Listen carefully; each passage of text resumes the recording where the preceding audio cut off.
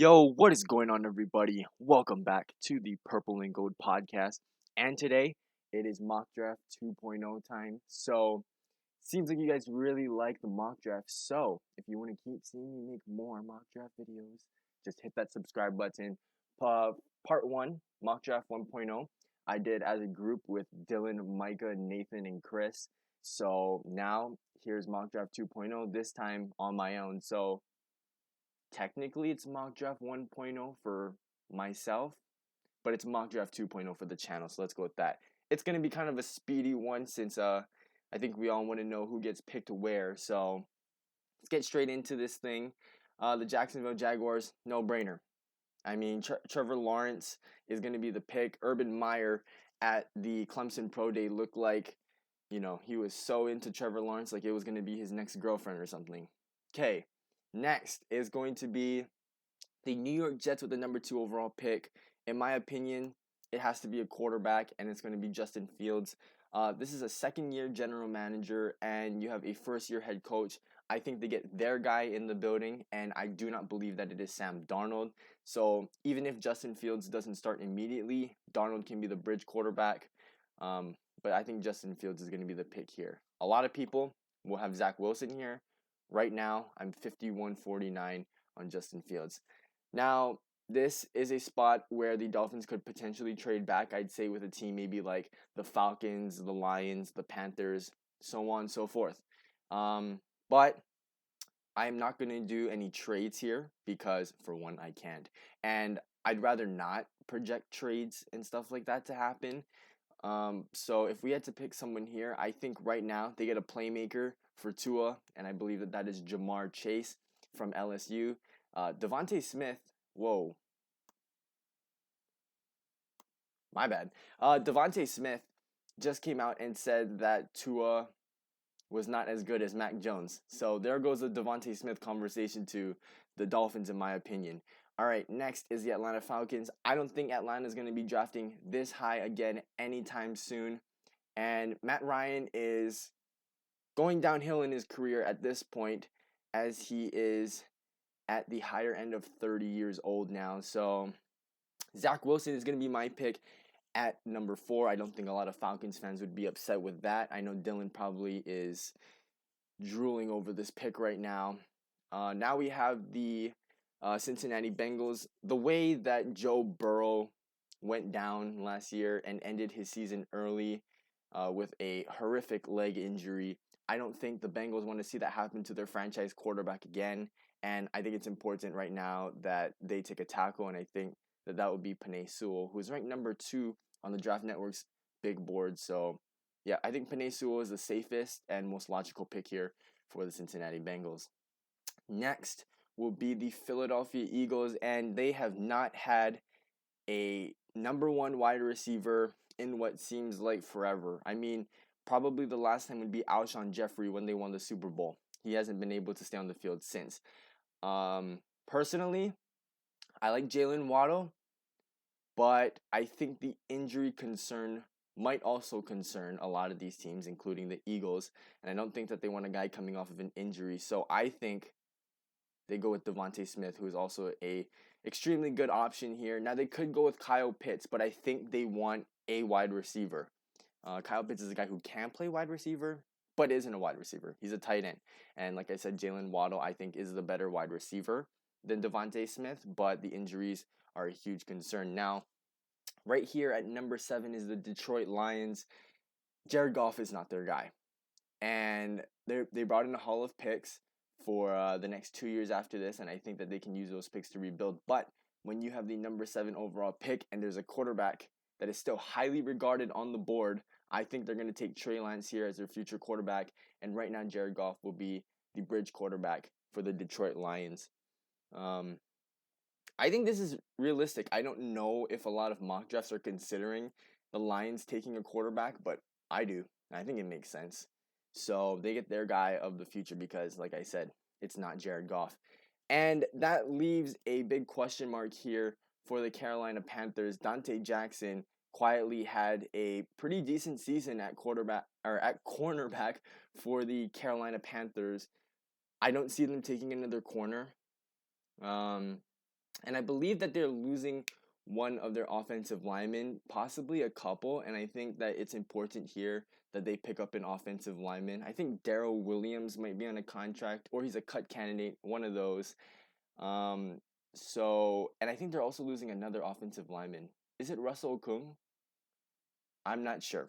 Whatever the deal is, I think that they need an offensive lineman right now. So I'm gonna give them where is he? He's up here. Rashawn Slater from Northwestern. I think he's the second best tackle prospect in this draft.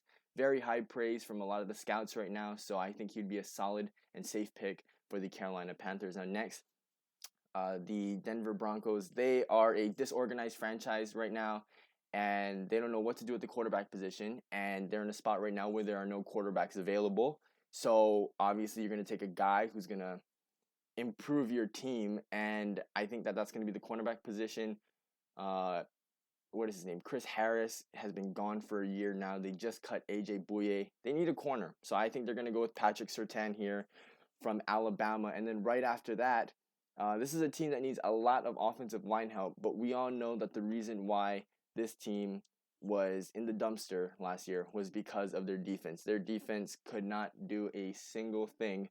So I'm also going to give them a corner. They're also going to lose Chidobe Awuzie most likely this year in free agency because their priority right now is re-signing Dak to a long-term deal. So I think you go Caleb Farley from Virginia Tech. Definitely helps out your defense significantly. And then you have Trevon Diggs on the other side to complement him. Now, number 11 here for the New York Giants, I'm going to go with Jalen Waddle. Now, I'm not Dave Gettleman, but we all know that Dave Gettleman is probably going to stick with Daniel Jones, so why not surround him with weapons and give him the best chance to succeed? And I think picking up Jalen Waddle here at wide receiver will be phenomenal. You'll have Darius Slayton, you'll have Saquon Barkley, and Evan Engram if he ever decides to catch the ball. But all of those weapons considered, there's no reason why Daniel Jones shouldn't be able to succeed in an offense like that. So bring in Jalen Waddle, that's just another weapon for him to use. For the San Francisco 49ers, so I don't think cornerback is an option anymore. I think this is too high to take J.C. Horn, even though they desperately need cornerback help. Other than that, their defense has been pretty solid for the past few years. And I think it's important that they get an offensive lineman because I know that their interior offensive line is not the strongest group in the league right now. And many people may consider this a reach. But I think that if we take Elijah Vera Tucker here at number 12, that will definitely upgrade the offensive line for the San Francisco 49ers. And tackle isn't much of a need. Depending on what they do, if they can bring back Trent Williams and then you'll have Mike McGlinchey on the other side, your tackle positions are fine. So bringing in interior offensive lineman, the best one in this draft by many. So yeah, bring in Elijah Vera Tucker, upgrade that interior offensive line. This is a team that needs tackle help. Brian Bulaga is fine at the right tackle spot, but they need a left tackle. Sam Tevi is horrible. And honestly, right here, I think Christian Darrisaw is the better tackle, so I'm going to give them Christian Darrisaw. And then that leaves my Vikings on the short end of the stick. By no means does this mean that Samuel Cosmi is not as good as Christian Darrisaw, but I think Christian Darrisaw has more upside. But either way, Vikings need offensive line desperately. As bad as their defense was, I'm tired as a Vikings fan of seeing Kirk Cousins getting sacked, getting pressured on crucial downs. We need an offensive lineman. Get rid of Dakota Dozier, and we have a set offensive line.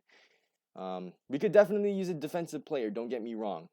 But if we can pick up an offensive lineman, that is priority right now. Okay, for the Patriots, here's the thing. I don't think they go quarterback here. I think it's un-Bill Belichick-like for him to take a quarterback. So I don't see Mac Jones going here. Let's give him Kyle Pitts. Let's get them another versatile tight end who can just wreck the field from almost any position. Let's give him Kyle Pitts. And I say that they pick up a quarterback in free agency. I don't know who it is. It's definitely not going to be Cam Newton. But yeah, let's give him Kyle Pitts. Okay, now we are here at number 16 for the Cardinals. This is a debate right here. Now, Najee Harris is still on the board, but obviously we know that this is not a run team. This is a team that wants to air it out. So I don't think that he's a good candidate. For me, it's going to be between Kwity Paye and J.C. Horn. Chris Jones will be coming back from his ACL injury, and Hassan Reddick had one hell of a year, a breakout season. So I'm going to ignore the edge right now if you're the Cardinals. Now, they're probably going to lose Patrick Peterson. I think they agreed to part ways. And Dre Kirkpatrick is not the answer. So then you're left with Byron Murphy Jr. Let's bring in another cornerback. Let's bring in J.C. Horn from South Carolina to replace Patrick Peterson and hopefully be the next shutdown corner in Arizona. Okay, now the Las Vegas Raiders.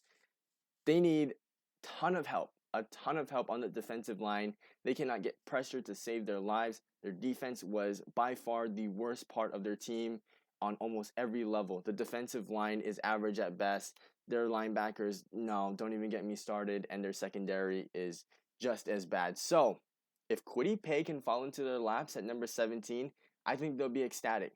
Give them Kwity Paye, and that will definitely help your pass rush. Okay, now, number 18, the Miami Dolphins. This is their second pick, their first pick. They took Jamar Chase out of LSU. Let's get Tua, another weapon for him to use on the offense. Their defense, we already know under Brian Flores, is just studs all over the field. You have Xavier Howard, Byron Jones.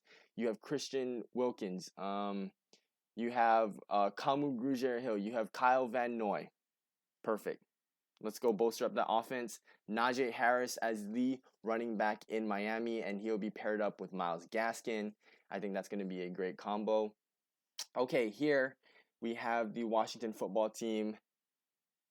I'm giving them Mac Jones. They need a quarterback. Now, we heard the news from Alex Smith. They didn't even want to play him. And you're not going to go with Heineke, in my opinion. He had one hell of a playoff game, but I don't think he's going to be their starter. Let's bring in Mac Jones from Alabama, pair him up with Scary Terry and Antonio Gibson. That could be a deadly trio. I mean, this is a team that wasn't supposed to be in the playoffs last year, but made it anyway. But if you're getting 7 wins when you're rotating through Kyle Allen, Alex Smith, Dwayne Haskins, Taylor Heineke, and Steven Montez, I mean, imagine what you can do when you have an actual quarterback. I'm not saying that any of those guys are not good. Those guys are definitely, highly regarded in the league, but I think Mac Jones would be a good way for this team to just restart with Ron Rivera. Okay, so now the Bears are pissed off because Mac Jones just got taken right ahead of them.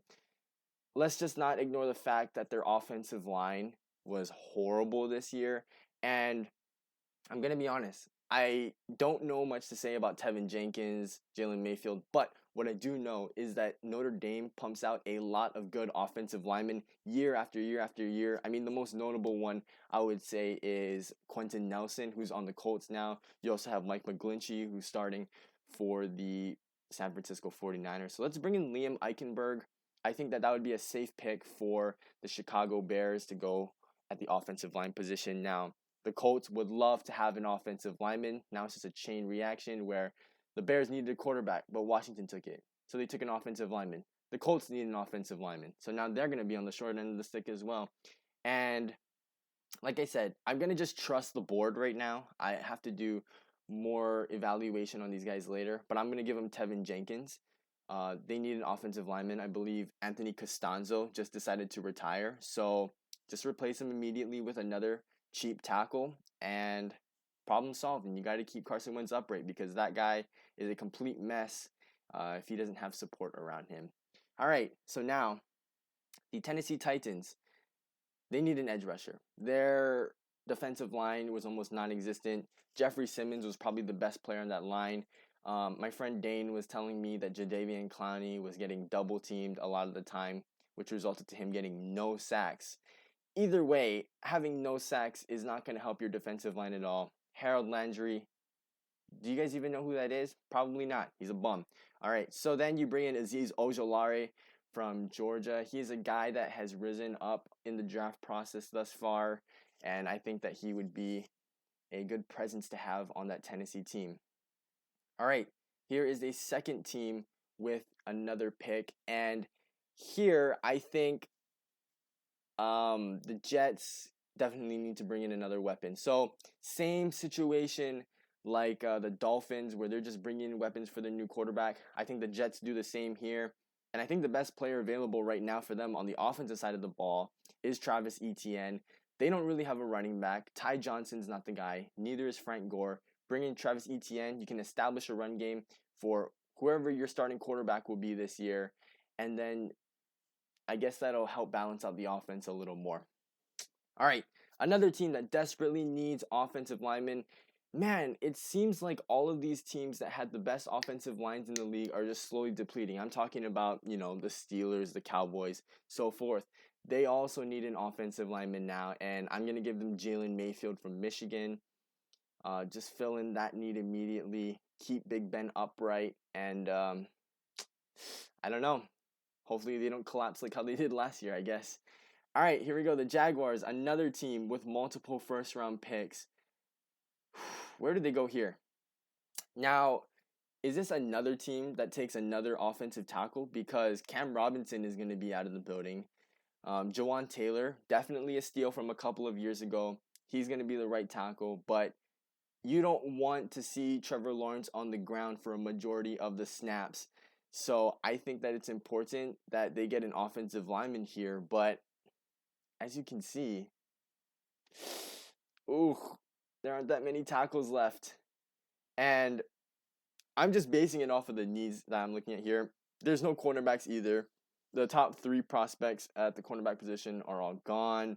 There's no tight ends left. So could safety be an option? I know Trevon Moehrig is definitely highly regarded in this year's draft, so I could definitely see them going with a guy like that. And although it is important for them to take an offensive lineman and keep Trevor Lawrence upright, they do have the first pick in the second round, and I don't know. I think a good tackle could slip to them at that spot right there. So I think that they go with a safety here. Their safeties are atrocious, by the way. Majority of their defense is not that good. So let's give them Trevon Moehrig out of TCU. He will solidify that secondary along with CJ Henderson, 2 guys that they're hoping to lead that defense in the coming years. Okay, now another interesting one here is the Browns. Although it says that they do need edge pressure, not a Gregory Rousseau guy, not a Jalen Phillips guy. I think here at this spot, okay, look at this. Micah Parsons is still on the board here at number 26. This is a no-brainer, best player available. You have guys like BJ Goodson and Sione Takitaki and Mac Wilson. Yeah, they did all right this year, and I think that's partially because of the fantastic defensive line that they have. But let's give in to taking Micah Parsons. This is a guy who can pressure the quarterback, play back in coverage, and if he's to slip at 26, which obviously I think is a high possibility, I think they snag him there, and it's a no-brainer. All right. Baltimore is pretty set for the most part. Now, yes, they might want to draft a wide receiver here, but looking at what's on the board, I just don't see it happening. Personally, not that much of a Rashad Bateman fan, so I don't think he gets taken this high, maybe a few picks from now. But I think I'm going to give him an edge. They desperately needed one this year, and that's why they traded with the Minnesota Vikings for Yannick Ngakoue. Ngakoue is going to demand a lot of money. They're not going to give it to him. So you need to replace him, get another edge rusher. I'm going to give him Jalen Phillips. Gregory Rousseau is a guy who was highly regarded coming in at the start of this year, and he's kind of just fallen since. So I'm going to give a guy who's kind of rising up on the boards, and that's Jalen Phillips from Miami. Now, next, we have the New Orleans Saints, and, oh, man, this is probably going to be one of the most changed rosters in all of the NFL because they have the most cap space to get out of right now. They're in a horrible situation. I don't know how something like that can even happen. So there are a lot of positions that they can fill. They definitely need a quarterback. So is it Winston? I don't know. But let's just assume that they're not going to go quarterback here because you're not going to take Kyle Trask at number 28. But whoever your quarterback is, they're going to need weapons. And I think the best weapon on the board right now is Kadarius Toney out of Florida. I think he is a playmaking machine. And I think if you can take a guy like him, have Alvin Kamara in the backfield, and then have Michael Thomas on the other side, there's no reason why your quarterback shouldn't be able to succeed in a system with those players on your team. So I don't think they've had a pure wide receiver 2 in a long time, and I think Kadarius Toney can definitely be that guy for the Saints. All right, number 29 is the Green Bay Packers. Now, they do have Devin Funchess. Funchess hasn't played in a long time, so what I'm hearing from Packers fans is they're not really set on having him as wide receiver 2. I don't know how much longer they're willing to wait on Marquez Valdez-Scantling and Allen Lazard to progress and become something in this league, but it's taking way too long in my opinion, and this is a team that can definitely win now, and I think they're a few weapons away from doing so, but hey, if you want to take Jordan Love, then be my guest, because I don't want to see the Packers holding the Lombardi at all. I mean, I'm a Vikings fan for obvious reasons. So they have to take a wide receiver here. And in my opinion, the next best guy is Rondale Moore. You have to bring in a wide receiver like that, that's just going to make plays for your team, because, you can only give the ball to Davante Adams and Robert Tonyan so much. Bringing in another wide receiver, it spreads out the field more. But who knows what the Packers are going to do? I mean, they picked Jordan Love last year, and then they went and picked A.J. Dillon. Those are both future picks. Why are you going for the future when you can win now? It just makes no sense to me. But congrats on the Packers for such a great draft last year. All right. And the Buffalo Bills are going to lose Matt Milano this year, so they definitely need a linebacker. If Jeremiah Owusu-Koramoah is sitting here at number 30, I don't think there's even a discussion. I mean, the clock can start at 10 minutes, and they'll make their pick in at 9:59. All right. Now we have the Kansas City Chiefs here. Their offensive line was horrible, mainly due to injuries. So I don't think you pick a guy for depth here at number 31. I think they also have to get another wide receiver. And I think the next best guy, who I said I'm not too high on, but still one of the top prospects in this draft, is Rashad Bateman.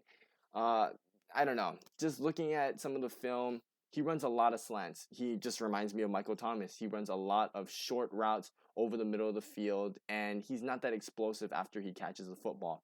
But if you can get another weapon for Patrick Mahomes, then why not? The more weapons, the better. And this is an offensive built team. We look at the board right now. I don't see any defensive players that they could potentially be interested. Maybe a linebacker. I could be wrong. But we all know that this team is built on offense, so give them a wide receiver. And then after that, we have the Tampa Bay Buccaneers. They could potentially lose, what is his name? Lavonte David. So if they do, then I think this is a Zaven Collins pick. But as I'm recording this right now, Lavonte David is still on the Buccaneers. And it sounds like Shaquille Barrett is going to be out of there. He just wants a lot of money, and the Tampa Bay Buccaneers don't have the money to pay him what he wants. So I think you have to go in, get another edge rusher, get yourself Gregory Rousseau from Miami. And although he has dropped, definitely has a lot of potential, and he could be something special in this league. Also, I'm looking at this. Why is Trey Lance in a Vikings uniform? I don't like it. But that is my mock draft 2.0. You can take a look at it here. You can pause the video if you want to look at it, if you're still even watching up until this point, which thank you if you are. And yeah, I mean, from a Vikings fan standpoint, I wouldn't be the happiest person in the world to get Samuel Cosmi at 14, but you never know. This is probably going to be one of the most unpredictable drafts that we've had in a very long time. And I think that's what's going to make this one really exciting. So, yeah, let me know what you guys think in the comments below. Don't forget to subscribe. And, yeah, leave a like on the video. Share it with people. I don't know, man. I just need your support.